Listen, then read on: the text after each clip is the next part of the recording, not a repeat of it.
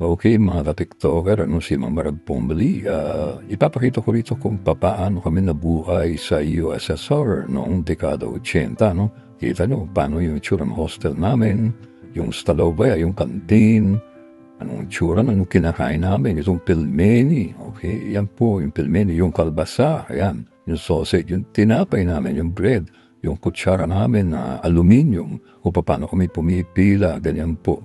At yung tramvay, yung sinasakyan namin, yung trolleybus, yung ticket namin, yung jeepney, yan pinakapera namin, yung ticket namin. Yan, kung papaano yung mga, yung gatas, yung malakok, yung vodka, ganyan po ang buhay namin nung panahon na yun. Yan, yung kwas, yung iniinom namin, yung park, yung itsura, yung aerofloat. Nakakamiss din po, yan po yung mga sigarilyo, yung rubal, si Vladimir Lenin, yan, namimiss ko po. Sino marag pong balik?